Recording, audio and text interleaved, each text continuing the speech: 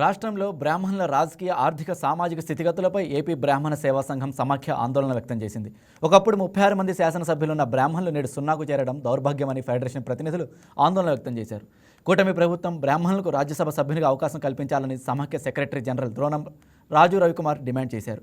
బ్రాహ్మణులకు కేబినెట్ పదవి అందుబాటులో లేకపోవడంతో తిరుమల తిరుపతి దేవస్థానం లెటర్ కోసం కూడా ఇబ్బందులు పడాల్సి వస్తోందన్నారు. బ్రాహ్మణుల ఆర్థిక సామాజిక రాజకీయ స్థితిగతులపై ఒక సమగ్ర నివేదికను తయారు చేసి అన్ని రాజకీయ పార్టీలకు అందజేయనున్నట్లు తెలిపారు. మిత్రులకందరికీ నమస్కారం.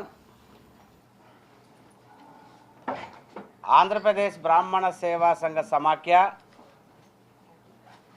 1984లోనే స్థాపించబడింది భారతదేశం యావత్తు.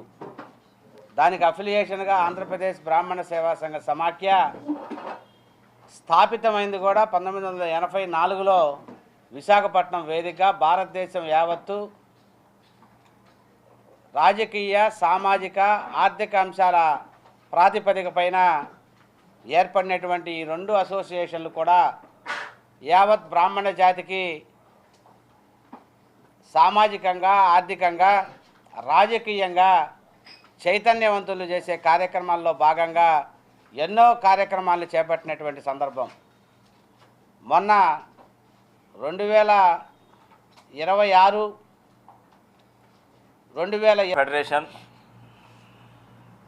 సెక్రటరీ జనరల్గా మేము ఎన్నిక కాబడడం, రెండు ఈరోజు ఆల్ ఇండియాకి సంబంధించిన కమిటీని ఈరోజు ప్రకటించుకోవడం, దాంతోపాటు నేడు ఉన్న రాజకీయ పరిస్థితులు కానీ వివిధ దేవాలయాల్లో జరుగుతున్న పరిస్థితులకు అనుగుణంగా ఈరోజు మా విలేకరుల సమావేశం ఏర్పరచుకోవడం జరిగింది.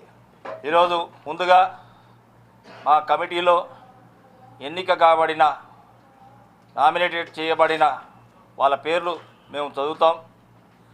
వారందరికీ కూడా అభినందనలు తెలియజేస్తున్నాం. ఈయన పెద్దిపట్ల లక్ష్మీనారాయణ గారు గత 30 సంవత్సరాల నుంచి బ్రాహ్మణులకి అనేక సంవత్సరాలుగా సేవలు అందిస్తూ ఆయన ఆల్ ఇండియా ప్రెసిడెంట్ చేశారు, జనరల్ సెక్రటరీ చేశారు, రాష్ట్రానికి 2 సార్లు ప్రెసిడెంట్గాను చాలా అనేక బ్రహ్మగర్జన ఇలాంటి కార్యక్రమాల్లో ఆయన హయాంలోనే జరిగాయి. ఈరోజు నిజంగా మీ అందరం Please subscribe to YK TV Network. Please subscribe to YK TV. Please watch YK News. Don't forget to subscribe YK News channel.